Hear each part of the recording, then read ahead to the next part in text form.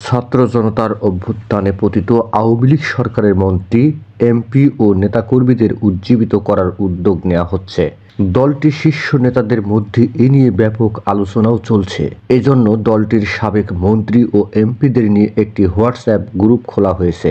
গত 5ই আগস্ট অভ্যুত্থানে আওয়ামী লীগ সরকারের পতনের পর শেখ হাসিনা সহ সাবেক মন্ত্রী, এমপি ও দলের নেতাকর্মীরা ভারতে পাড়ি জমান। আর দেশে থাকা অনেকে বিভিন্ন মামলায় গ্রেপ্তার হন, অনেকে আত্মগোপন থেকে দিন কাটাচ্ছেন। আওয়ামী লীগ সরকার পতনের পর প্রায় 6 মাস পর দলটির সাবেক মন্ত্রীদের কয়েকজনের সঙ্গে কথা বলে একটি প্রতিবেদন প্রকাশ করেছে ভারতীয় সংবাদ মাধ্যম ইন্ডিয়া এক্সপ্রেস। সংবাদ মাধ্যমটি ওই প্রতিবেদনে প্রকাশ করে তারা দলটির নেতাদের সঙ্গে কথা বলে এ বিষয়ে নিশ্চিত করেছেন।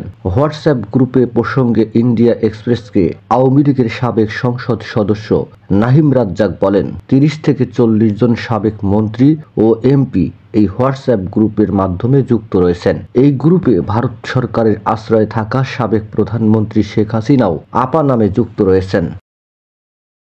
আত্মগোপনে থাকা এসব মন্ত্রী, এমপি বাংলাদেশে ফিরে নির্বাচনে অংশ নিতে চান জানিয়ে নাহিম রাজ্জাক বলেন, যদি দেশে ফিরে নির্বাচনের দাবি জানাই তাহলে আমাদের সবাইকে গ্রেপ্তারের কথা বলতে প্রস্তুত, কিন্তু এর জন্য কোনো পরিবেশ নেই।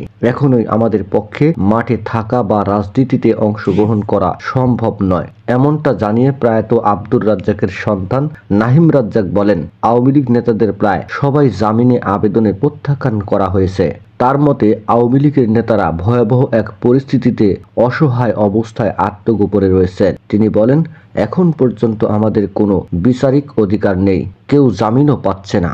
নিউজটি সম্পূর্ণ দেখার জন্য সবাইকে ধন্যবাদ। বাংলা নিউজের পরবর্তী আপডেট পেতে আমাদের চ্যানেলটি সাবস্ক্রাইব করুন। নিউজটি ভালো লাগলে অবশ্যই লাইক, কমেন্ট, শেয়ার করে অন্যকে দেখার সুযোগ করে দিন। ধন্যবাদ।